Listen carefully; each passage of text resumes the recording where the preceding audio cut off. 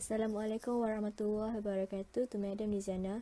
Today we would like to present about our proposal of radiation protection program. First one, you have executive summary of the proposal.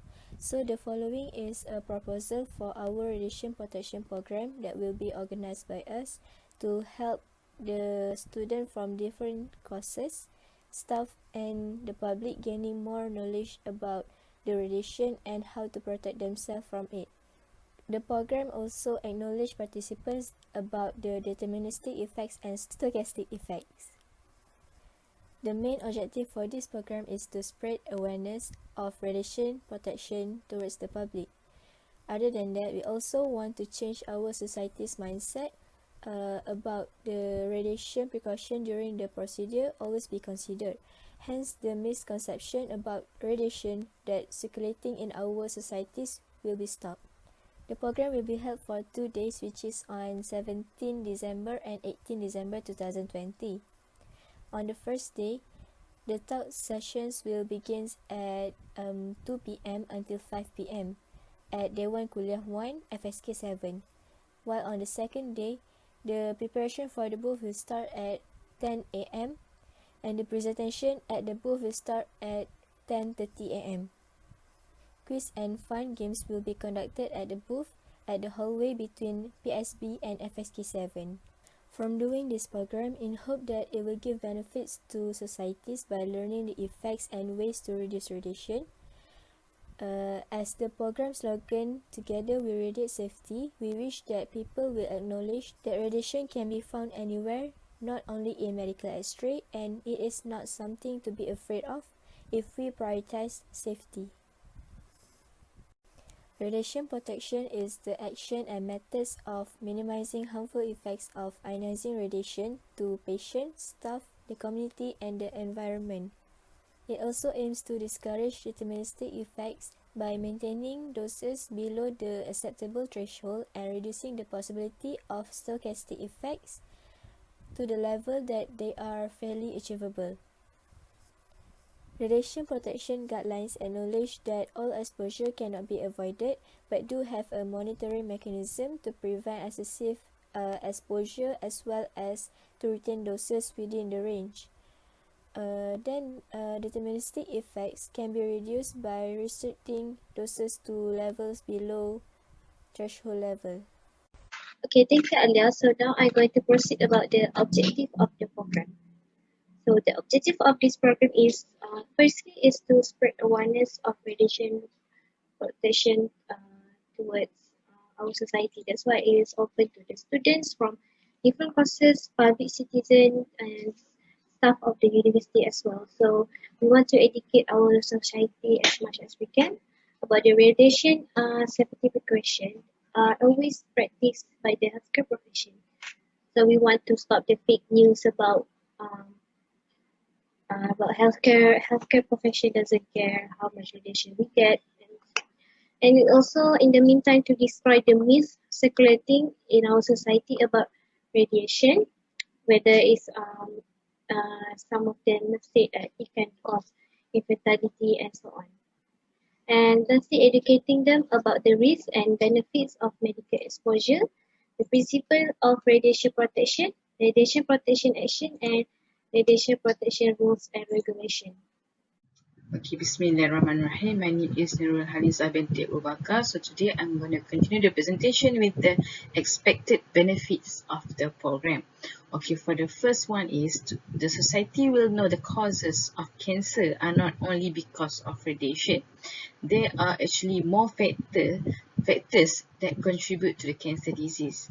Okay, for the second one is the society will be more aware of the risk to the use of the ionizing radiation in medical and know that the radiation given is not as high as the radiation in our surrounding. Okay, for the last one is will guide the society how to reduce radiation risk during the performance of a diagnostic. Assalamualaikum. My name is Nurul Akila binti Muizam. So for my part, I'm going to present about the theme of the program. Right, so as we all have been known, the radiation topic has been the most concerning issue among the medical students as they were worried about their health.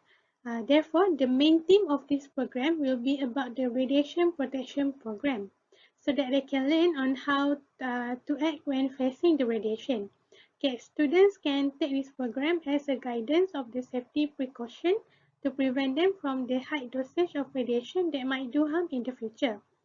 Uh, for my team, we have decided to do this slogan, which is that together we radiate safety for our radiation protection program. As for the color team, we have decided to go for the yellow and black, as yellow and black is the official theme for Medical Imaging Society in UiTM. Next is the target of participant. So for our program, which is the radiation protection program, we have targeted several participants to join our program. The first participant is, of course, our UiTM Puncak Alam students. This program is not only limited to the medical imaging student, but also include all students from different courses as well. The next participant is the UiTM Puncak Alam staff. And the third participant is the staff who work in the radiation department. And the last participant that we also targeted is the public citizen who came to the radiation department for the following checkup. This program is to educate them about the disadvantages of the radiation dosage of high amount, and it is also to enlighten them about the benefits of radiation as well. This is because, as we all know, we could never avoid radiation throughout our life, and it also exists in our environment as the natural resources. Despite that, we can eventually manage to minimize the unnecessary exposure by educating them about the radiation protection and the safety precaution that they can take to avoid the high dosage of radiation. That is all from me. Thank you. Next, we will go into the details of program. Okay, so now we move on to the details of the program. So this program will be taking 2 days continuously.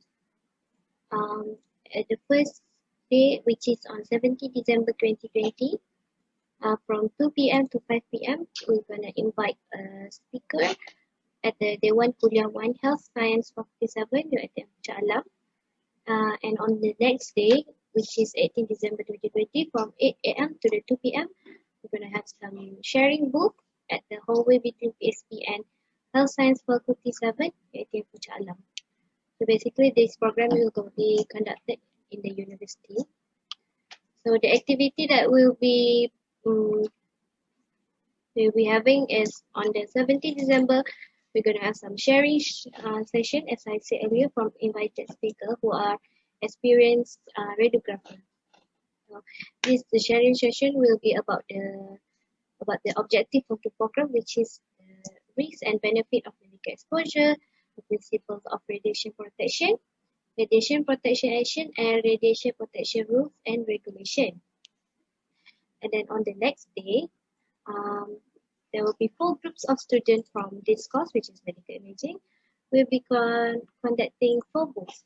Okay, the 4 booths is also from the objective of the program, which means each group will be conducting a quiz or any fun activities from the input yesterday, a day before that, which is 17 December.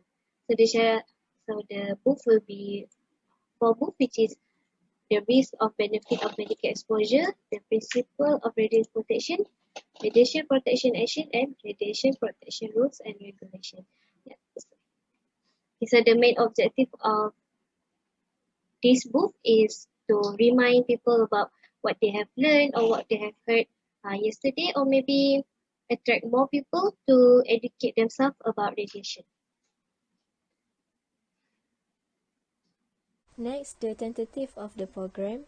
The program on the first day will start at 2 p.m., which is the arrival of the participant and the registration. It will be held until 2:10 p.m. Then it will proceed with the arrival of the speaker, greetings from the MC, and reciting the doa at 2:10 p.m. At 2:25 p.m., the director of the program will give her speech, and the talk from the speaker begins at 2:40 p.m. until 4:40 p.m. At 4:40 p.m., the speaker and his talk, and the advisor of the association will give her speech, and tea time will be served for VIP lecturers and speakers. On the second day, which is on 18 December 2020, the preparation for the booth will start at 10 a.m. until 10:30 a.m. Then it will proceed with the participant can visit the booth, and quiz and games will be held at the booth conducted by the conductor at the booth.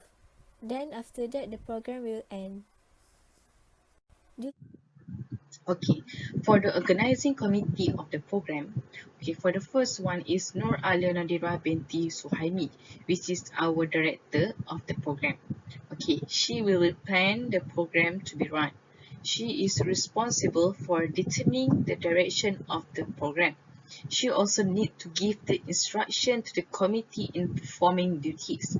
She also needs to ensure the committee can implement assigned tasks accurately and quickly. She also needs to give a final words in each discussion. Okay, for the next person is Nurul Akilah binti Murizam, which is our financial executive and also director of food and beverages. Okay, she will be responsible for managing financial matters program. She needs to plan the financial budget needed for the program. She also needs to make calculation of total expenses and the amount of balance remaining. She also needs to search for sponsorship.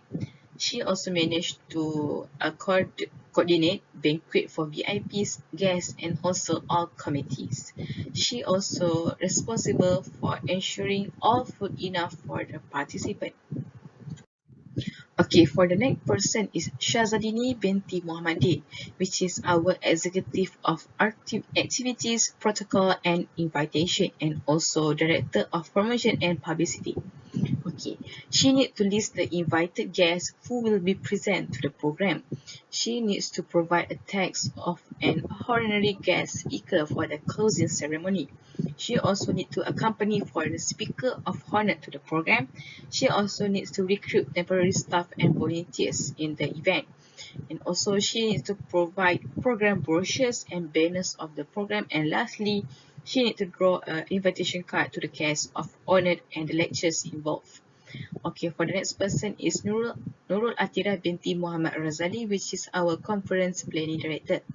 Okay, she is responsible for record manager and program related files. She needs to provide paperwork required by the program and also prepare for program report after the event already ended. Okay, for the next person is Nurul Hanisa binti Ubaka, which is our logistic director and also director of multimedia. Okay, she needs to arrange the venue and the